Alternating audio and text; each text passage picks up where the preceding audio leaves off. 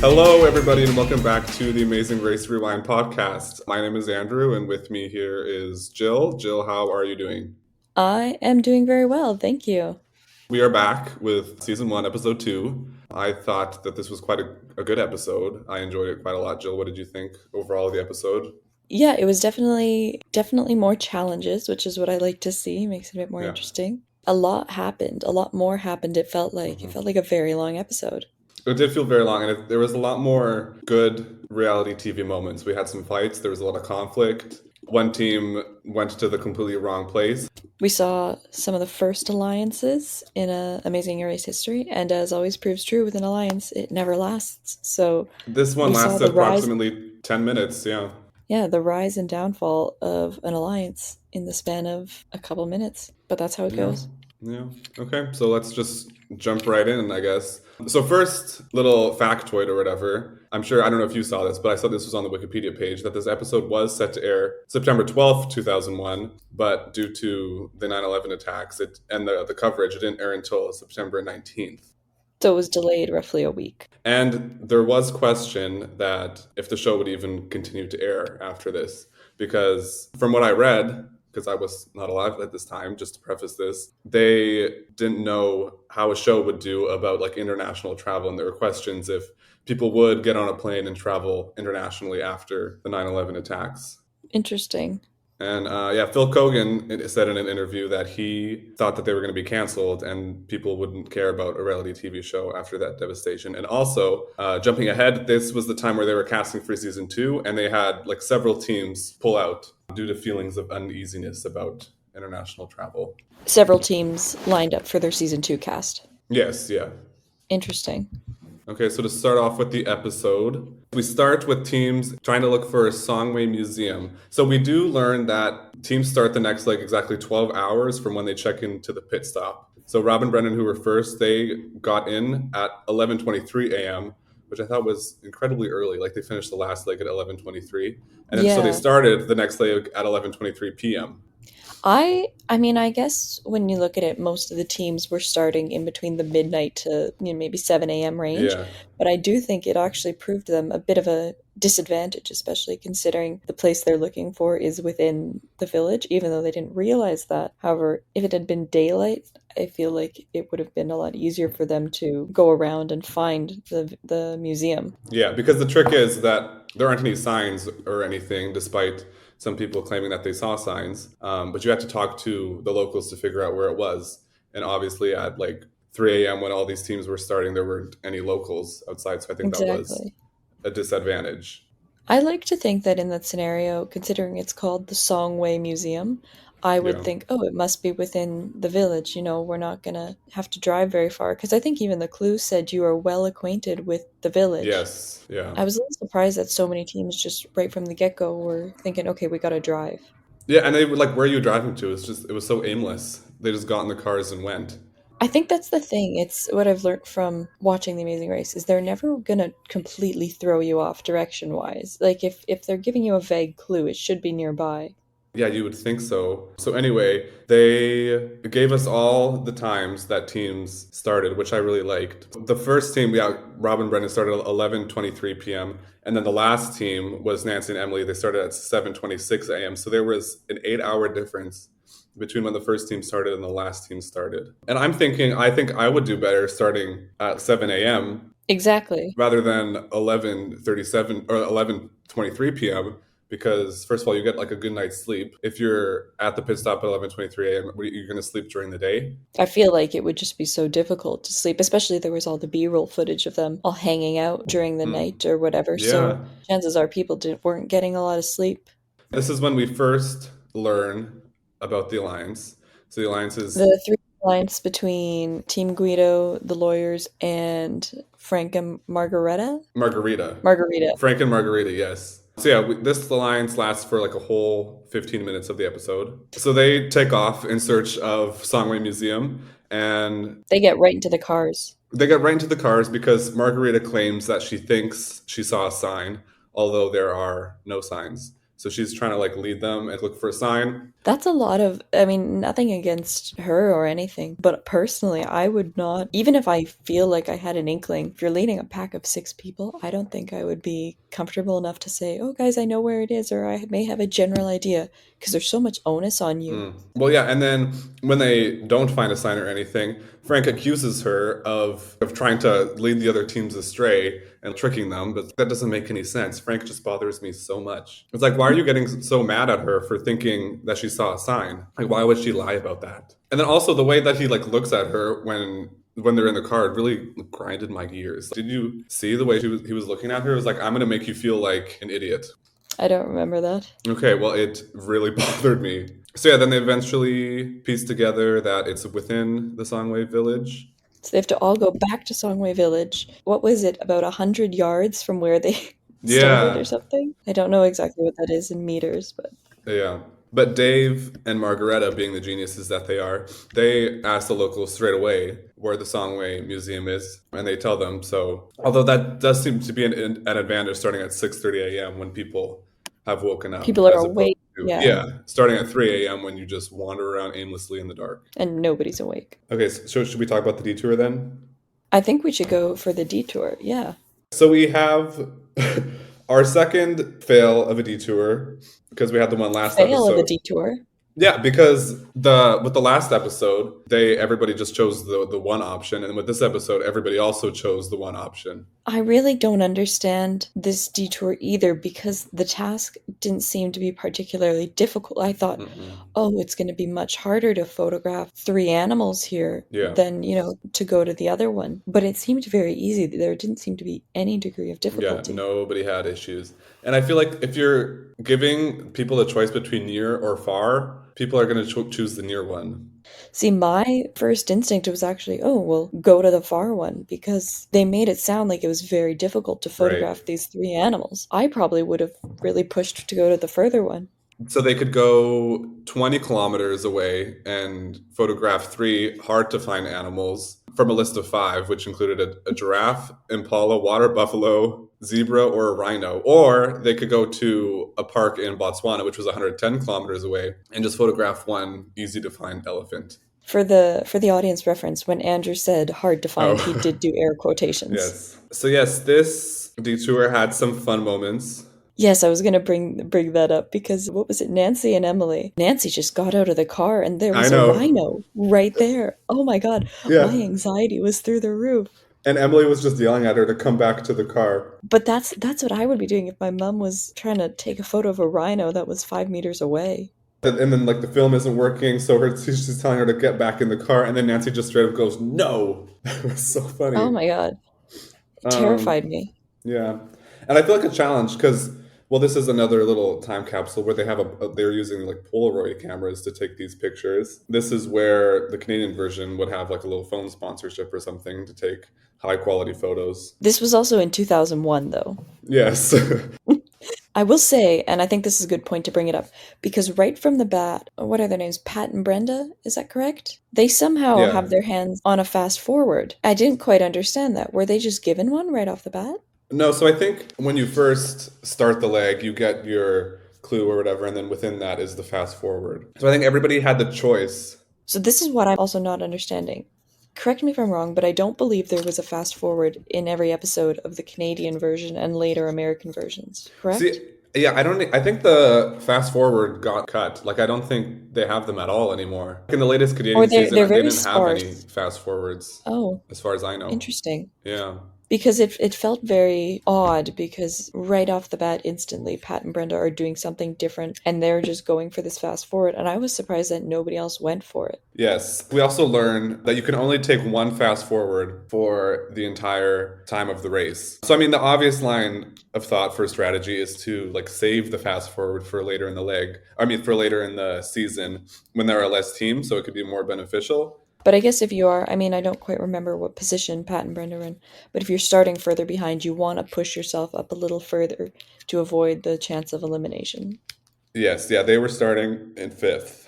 I feel like if you're in top, even 5th, I would feel pretty comfortable not wanting to use one. Yeah, and also with this, because we didn't know before that you can only take one, I thought this was an interesting choice from Brennan and Rob last episode to take it on the very first leg. It was, but I mean, it's put them in a very good position this thus far. I guess so. Yeah, you want to start out ahead so you can Keep keep yourself that up there. momentum. Yeah, they're fast forward. They have to go whitewater rafting on the Zambezi Which again, River. it didn't seem like a very difficult task. It was more of this experience. I Yes. just feel like the tasks haven't been very challenging to a certain degree Yeah. to this point. Yeah, I think more of the challenge was finding the, what was it called, like the Boondu activities or whatever it's called. Getting to the location. Getting to the location is the challenge, and then it's just this experience. And you mentioned last time that the music was very Pirates of the Caribbean. During this whitewater rafting scene, they had this music. It was very Pirates of the Caribbean. It does sound a lot like a Hans Zimmer-esque soundtrack.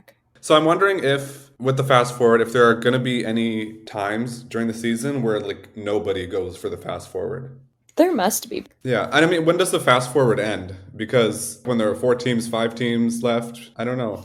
I mean, if every team has a chance to play it, if let's say you get down to the final 4 or 5 and all of them have played their fast forward, you're not going to have a fast forward to play. They'd Yeah. obviously have them planned in advance, but they may not be able to give them out. So that's it for the fast forward. I'm going to interject here with a little bit of research I did last week, speaking on the topic of how the show is filmed, what the logistics are. And I know, Andrew, you had mentioned last week that the contestants must treat their camera crew and sound recordists like their children in order to keep the content running for the show. So I found this little rule. So team members must remain within 20 feet of one another unless otherwise stated, such as roadblocks, and then they must stay near their camera and sound crew at all times as well. Any transportation they take during the entirety of the Amazing Race must also be able to accommodate their camera crew unless otherwise stated. And at this time, well, first of all, there was a great little 5-minute video by Variety online if you're interested in this kind of thing, called Shooting the Amazing Race, Cinematography on the Run. And they talk to the head DP of the show and really, really just breaks down how the show is shot, how they managed to kind of integrate the artistic side and show the locations well. So I'd highly recommend that. But at this time, they were shooting on, I believe, their cameras called Beta SPs, so Superior Performance, which, if you know the large VHS tapes, that is basically what they were recording on, but obviously it has since moved to digital. Yeah. I also read something where with the cameras, there are people like constantly running back and forth and giving them film because like obviously their film's running out, and then they put them all in these boxes and like just ship them back to the US. It's like if anything happened to that, their show was over. Yeah, I mean, nowadays when you do a film, you back it up onto 3 or 4 different hard Yeah. drives that are, I don't know what the professional process would be exactly, but anything less is you're backing it up onto every possible computer and hard drive you can so you don't lose anything. Chances are they're not taking the time in each country to go somewhere and have the film copied before Yeah. shipping it off. Thinking about it, this show is so insanely impressive of how they film it and how they keep everything on track and how they capture everything because at the end of the day, it is a race and you can't interrupt a race if like the cameraman missed a shot or if their camera wasn't on. Exactly. So these camera people are essentially doing a very intense job of cinematography at a rapid pace. They get Yeah. to a location, they're seeing it for the first time because if we didn't state this before, the camera person and the sound recorders have no idea where they're going either. So they're running this at the same time as the contestants. And when they arrive to a location, they need to analyze the task and think, what is the best way to shoot this to heighten the stakes for the viewer? How do we best capture the contestant's performance? And then if it's a natural location, how do you capture that? And then also a thing that you mentioned that was interesting was that they have to stay 20 feet within the people. Because I can Contestant. imagine, within the contestants, yeah. Because I can imagine a lot of times the contestants being slowed down by their camera people. If you get a camera person that's maybe not as fit as you or like can't run as fast as you, that could be a huge disadvantage, which obviously they're not going to discuss on the show. But even in that video I watched, or sorry, the video I mentioned talks about, yeah, it's intensely physical and lots of camera guys, this is the head DP speaking, lots of camera people have come to him over the years, or maybe not a lot, just people come and they say, look, I can't do this anymore. Yeah. So because it's intensely challenging physically, mentally, because not only Yeah. are you running, but you're working, like this is your job. Yeah, I can't imagine how stressful that is too. It's like your responsibility is this one team, and if you mess something up, that's completely on you. The nice thing is, though, I guess if you do miss something, you explain it in a voiceover and you use coverage Yeah. of another team. But Yeah. if something interesting happens, it's a bummer to lose it. Yeah, we have the detour. No one seems to be struggling with this. Do anything else for the detour that you wanted to mention? I don't really have anything. I think now the big cut to the drama at the airport. Hmm. So yes, after the detour, they go to Mikuni Village and they exchange their photos for an Eiffel Tower after participating in a traditional tribal ceremony. I think it's a welcoming by the chief. Oh, well, yes, okay, yeah, a welcoming by the chief. So one thing I like is the Amazing Race tends to do a good job with like highlighting the culture that they're in and respecting that. I find, and I think it's impressive, and I appreciate that they're doing it like even from the beginning of the show. And I like too, especially, these teams are in such high stake positions. Often they're running to get to these places. They're Hmm. so stressed out. But I find that there's always such a sense of calmness and appreciation when there's a moment where Yes, you're really trying to take in the culture of another country that you're in. I appreciate that the show gives them that time to do yes. that. Because I would absolutely want to be in that same position. I wouldn't want to just be kind of rushed out the door. You want to take a moment and sit. Yeah, yeah. And I think it would be so easy for the show to just not acknowledge anything really about the culture they're in and just go do the things and then leave. But I like that they do this. Finish your task, move on, go to the airport, fly away, done. But they don't do Yes, that. exactly. Yeah. And then also earlier, I forgot to mention this, but we have a good Kevin and Drew moment where they're talking about how they're like brothers, but yet they can't go to each other's houses because they don't take their shoes off and make a mess. I thought this was such a strange thing. It's like, yes, we're brothers, but you can't come to my house because you just don't take your shoes off and you make a mess. You see, It's so it's strange. funny because I know what you're referencing when you explain it, but you're explaining it without that accent, the New York accent, so it's not as funny. It loses People who half are of its listening comedic just value without the accent. Yeah. really does. Like I know what you're referencing, so I can find it funny, but you gotta go listen to the or watch that Yeah, episode. if you missed it, go to the episode, listen to that part. It's funny. So, yes, after this ceremony or welcoming, they receive an Eiffel Tower, referencing that they're going to Paris. So they head to the airport. Kim and, yeah, on the way to the airport, Kim and Leslie hate Paris. I don't know who it was, but they're like, I don't want to go to Paris. I hate Paris. It's like, what did Paris I don't do? remember that. Yeah, what did Paris do to you, Kim and Leslie? What happened with Oh, them? I do not remember that. I swear I watched the episode.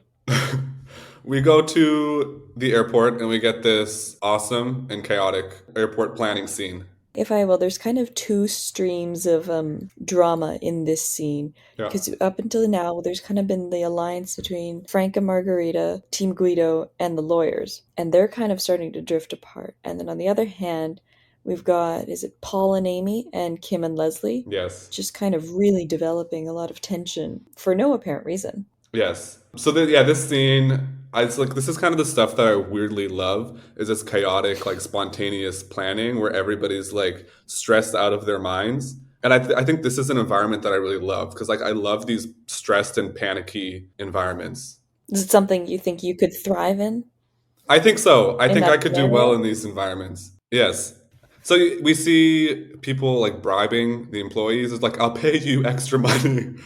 Just to preface, there's because they're trying to book a direct flight from I forget where exactly they're flying out of, but a direct flight to Paris last minute. So there's not a lot of options. And this Yeah. is where the tension is coming from. Yes. And yeah, you don't get anything like this nowadays where you have to figure out what flights you want to go. See, nowadays they would have like an Expedia sponsorship and you just plug in the flights on the phone and then it's booked in 2 seconds. Or not even, there would just be, a couple flight numbers listed on your info booklet, and Yes. it'd be there's three spots available on this flight, three teams. Yeah. There's four spots on this flight. You wouldn't even have to worry about booking. It's the You intensity is simply more sign about up. getting to the airport first. Yeah, again, it's just highlighting how much more travel oriented the early stage of The Amazing Race was. Exactly. So yeah, and then another thing that was interesting, people were trying to find places near Paris to fly to because I guess they were having troubles. And then at one point, Paul suggested booking a flight to New York. I don't know if he was being sarcastic or serious, but in the end, it did seem like everybody got a direct flight.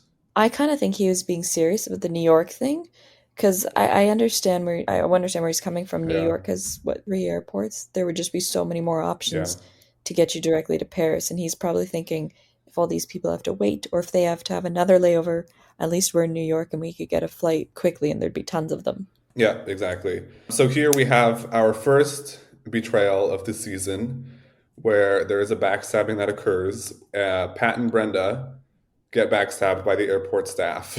We get a heartfelt confessional and very dramatic where I don't know who it is, Pat or Brenda. I don't know the difference between them. But they're talking about, he told me he had seats and then he changed his mind. It's like, you promised me. You promised me. And you gotta feel bad for them though, because they have done the fast forward, so they should. I Yeah. think it's only fair that they should have a good lead.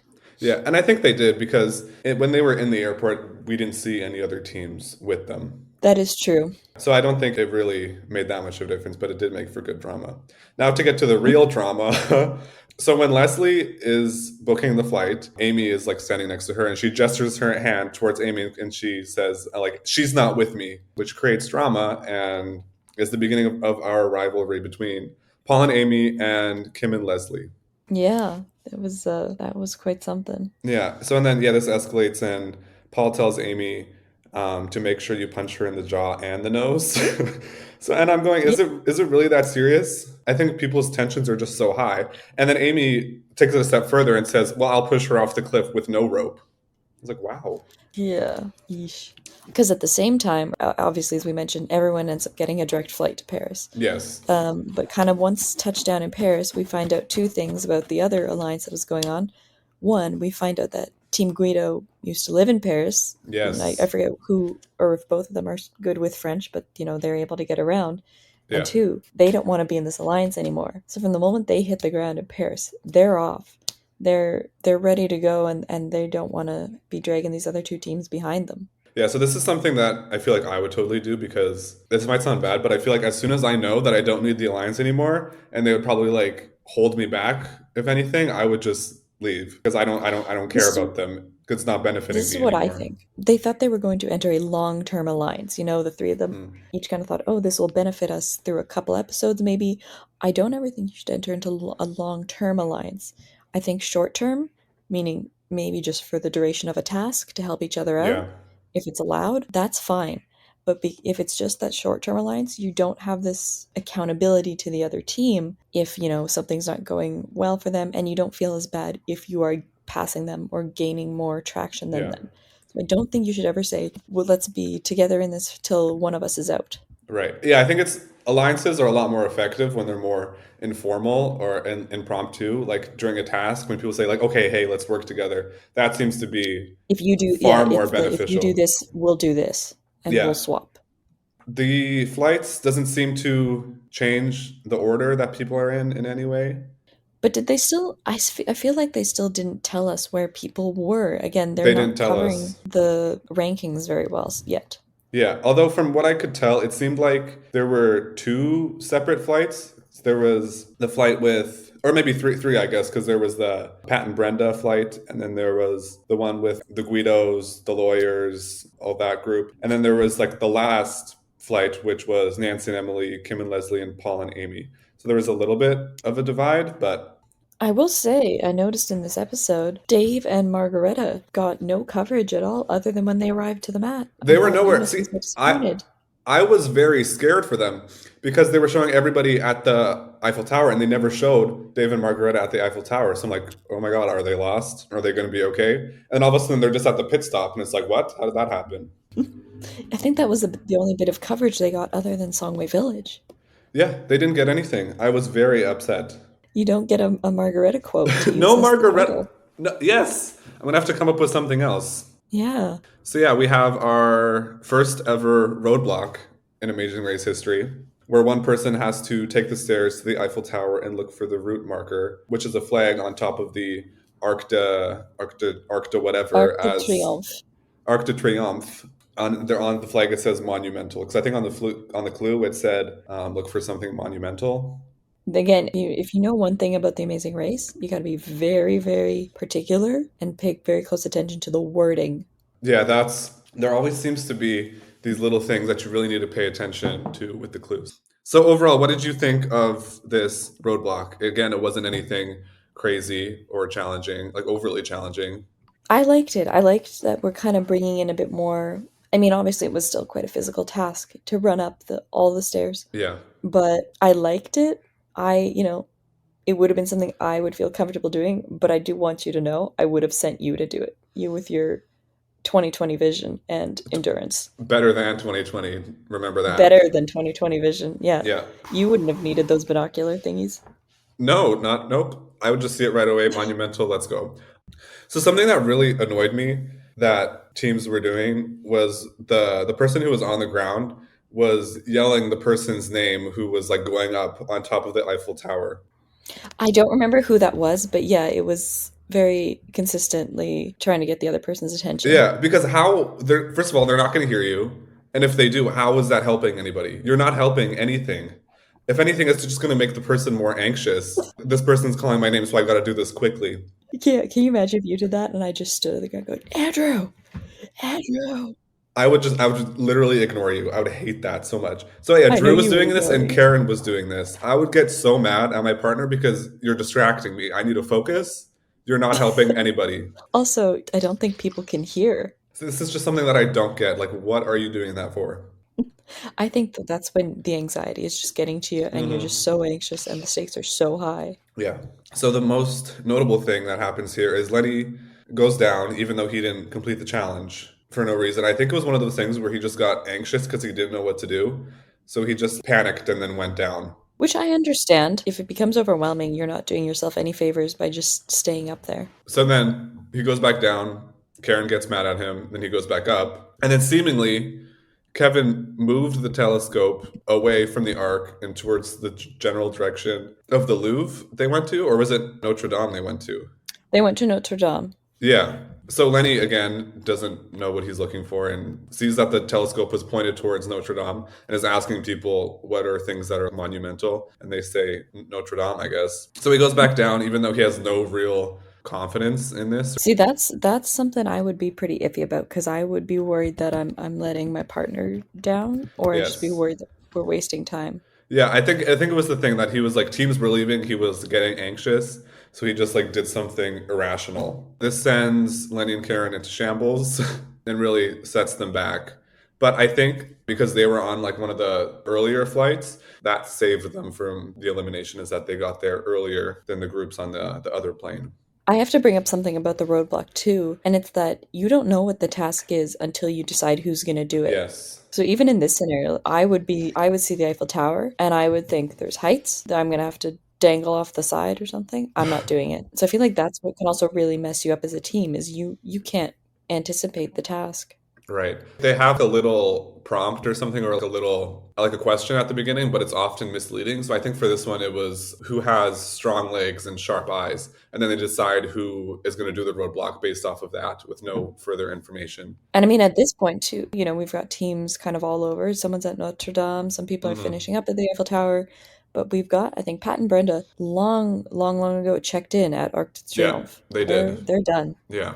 Here also too, we have another intense rivalry scene, kind of finishing up at the Eiffel Tower, trying to get to Arc de Triomphe between Kim and Leslie and Paul and Amy. Is this where the taxi is stolen, or is that at the airport? Yes, yeah, this is at the airport. So I guess when the last plane arrives with the group of people, there is the taxi drama with Paul and Amy and Kim and Leslie. So supposedly there's a lineup, and Kim and Leslie just cut right in front of Paul and Amy, and one of them gets in the front seat while they're in the back seat, and then convinces the driver to kick out Paul and Amy. And you know what? To that I say respect. You got to do what you got to do in the race. You're gonna make some enemies, but you know what? I think you would be ruthless. I'm kind of scared, actually. I think you See, would be brutal. I respect that they did that because it's a race, and if someone did that to me, I would say fair enough. Would So you? Would you be that calm about it? I don't know. So upon getting kicked out of the cab, Amy says, "quote Not my words." She says, "You're a fat." Now Oh this, my God, Andrew. now this is just good old fashioned, good clean fun reality TV. We love to see this. Yeah, that was intense. And then I believe, is it Paul who makes a remark about if this was in New York, then, Yes. she would have, I forget how he puts it, Got dragged by her hair or something. something like that. Yeah. I feel like, though, I don't know, I've never been to New York. From my experience living here, not that also the situation with cabs and stuff was different back then. Now everybody just sits on their phone, orders an Uber. Yeah. So I never had that, like, have you ever seen Planes, Trains, and Automobiles? No. Oh, Andrew. Well, for anyone who knows Planes, Trains, and Automobiles, classic film with Steve Martin and John Candy, Canadian comedy legend. Mm. At the beginning of the film, he's trying to get home for Thanksgiving, and I think he's in New York, needs to get to Chicago or something. And there's just this scene with him, and I believe Kevin Bacon is on the opposite side of the street, and they race each other to get a cab, and it's so intense. Oh, So it's that's very kind of, that was the vibes I reminiscent. was getting. Okay. Yeah. It's always good to see some good old cab drama on The Amazing Race. And then also during this segment of the episode, I noticed during the interviews, it seems that Kim and Leslie are like fully in makeup and they're in their clothes. So I'm like wondering, like, when are they doing these interviews? Is it after the leg or is this after the race? I don't remember where the interviews were taking place, but I assume it's probably a similar Kardashians fashion where they have them come in after and sit and talk about the events, but in Yeah. real time. But do they have time to do that after each leg? I don't think so. I mean, it's like after the show. Right. Yeah, because now a lot of the interviews are just like on the streets or in the actual scene. This was like kind of weird to see Kim and Leslie just in their normal clothes and like in makeup and their hair done and everything. Yeah, it kind of took you out of it for a second. So Amy is having a breakdown in their cab and Paula threatens to quit again. Kim and Leslie miss the route marker and they go up the Eiffel Tower themselves. This is not the first time that they miss a route marker. There's a scene of them trying to communicate with someone, and what is like blanc and yellow Yes, yeah, trying to like they're trying to talk to the French locals. to ask them to look for a yellow and white Yeah. sign or So they flag. say yellow y Blanca was what it was. It's like, this is humiliating. To be fair, I can't speak French. You can't No. speak French. I feel like we would be doing similar things. Yeah, just panicking and saying yellow y Blanca. But anyway, this seems to be their downfall. This episode is that they miss route markers. Then everybody else completes the roadblock. Was there anything else with the roadblock of note? I don't think so because like I said, at this point, teams are kind of checking in as well. You know, Hmm. you've got this tension of basically who's going to come in last now because you already know X amount of teams are safe. So obviously, Pat and Brenda are in first place. Then we have Team Guido in second, Brennan and Rob in third, Frank and Margarita in fourth, Kevin and Drew in fifth, and then David and Margarita in sixth, who, again, we didn't see at all this episode, who I was No, concerned about they because, I was concerned for you. yeah, it's like, what am I supposed to talk about now that that they're not in the episode? You don't have any of Margareta's amazing phrases. I know. So yes, it comes down to for who's going to be eliminated is Paul and Amy, Nancy and Emily, and then Lenny and Karen and Kim and Leslie. We're all kind of at the bottom and in the same kind of group. And to recap, there was Lenny and Karen went to Notre Dame by accident, Yes. so they're behind in that. Kim and Leslie couldn't find the route marker at the Eiffel Tower, so they're behind with that. Anything significantly dragging the other two couples behind? Not really. I think they were just on the later flight. I think it was actually mostly between Lenny and Karen and Kim and Leslie. As Kim and Leslie are pulling up to the pit stop, they seem to get scammed by their taxi driver. Like he's not giving them their change back or something. He calls the police over, doesn't he? Does he? I thought he goes for the authorities. I couldn't quite understand the Yeah, situation. they didn't do a very good job of telling us what exactly was going on. Which I don't blame them though, because I feel like he also didn't, the cab driver didn't want to be filmed, so that's fair. Yeah, so Kim and Leslie struggle to find where they need to go again. So they like head for a tunnel and then they say that's the stupid tunnel for stupid people, which I think were like public bathrooms. Something I have to note though about all these teams getting to Arc de Triomphe Yeah. is in a very North American fashion. There's the roundabout, and they all just run right across it. Like, Mm. no crosswalks, no regard for the cars honking at Yeah. them and stopping. They just go. I mean, I would do that too. Like it's a race. What's the fastest path possible? I'm not looking to be a good citizen in That's this true. at this time. Beeline. Kim and Leslie also go up the arc instead of going to the mat. But they finish. Kim and Leslie finished in last place. They're out of here. They're done. Yeah. Sadly. Lenny and Karen came second last, right? Second They're still last, in it? yeah. So it Yeah. was Paul and Amy in seventh, Nancy and Emily in eighth, Lenny and Karen nearly avoided elimination in ninth, and Kim and Leslie were eliminated in the last. Oh, I have to talk about there's this shot when Kim and Leslie are approaching the mat. Oh, it's an over the shoulder shot of Phil and his trench coat. It's just so looming. It's just so doom impending kind of. But it's just an over the shoulder shot of Kim and Leslie over Phil's shoulder in his black trench coat. I just thought it was You so can't get great. enough of this trench coat. It's just so ominous. Wow, again, I did not notice this trench coat. I'm not as focused on the fashion, apparently. I'm not, and I don't focus on fashion either, but I don't know. It's just so the trench coat is so mood evoking, you know? It really sets the tone of these eliminations. I'm kind of upset to lose Kim and Leslie because they did bring some drama and they were entertaining. However, I don't think they were cut out for this. They seem to be a little bit directionally challenged. Which on The Amazing Race is difficult. What are your final thoughts on Kim and Leslie? I think they just jumped the gun a lot on these directional things. You know, I mean, they got to the Eiffel Tower, and I mean, they Yeah, weren't wrong by going up it. They're just overthinking it, going way too far right. ahead. I mean, the arc, like their first thing is to go up the thing. Up. They're just kind of, Yeah. they're just jumping the gun. And I think that's something too with The Amazing Race is you never know. Like, should you just assume to go Yeah. up something or go into something, or should often you don't. I feel like often the clue will tell you if you need to, but I mean, it's hard to tell. Hard to You tell. don't know. And again, there's no precedent for it, so like how are they supposed to know? Like nobody's ever done Exactly. The Amazing Race We're before. looking at this with years of Yeah. experience. Some notable changes in placement from last episode to this episode.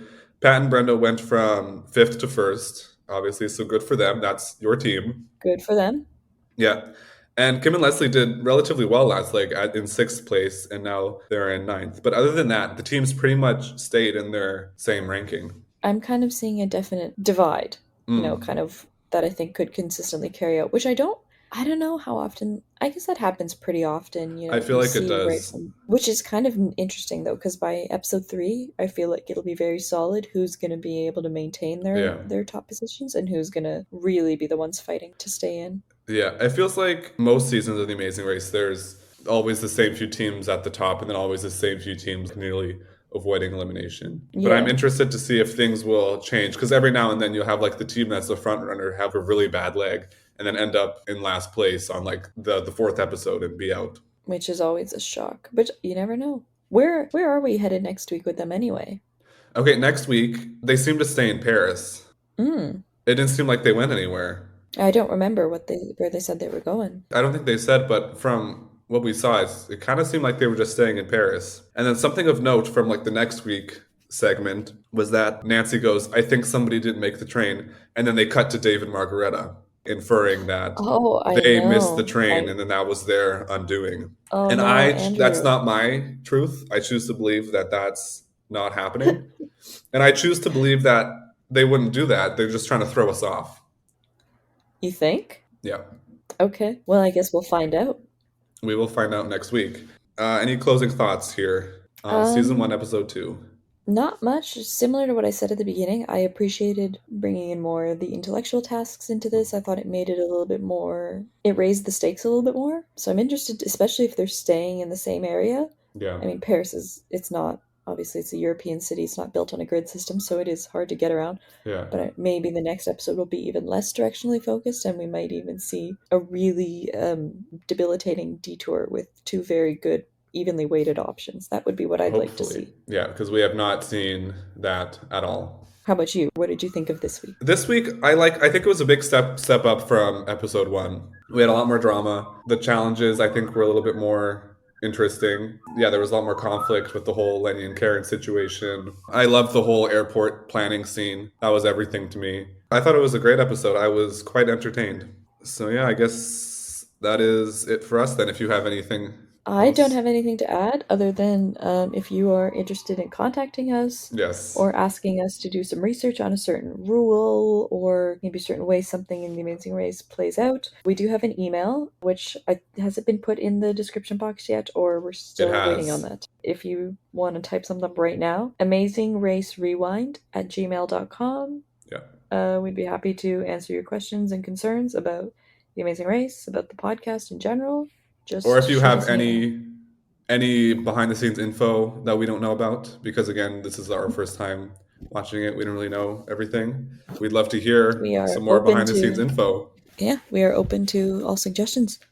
Yes. Okay, so that is it for us. We will see you next week with episode 3.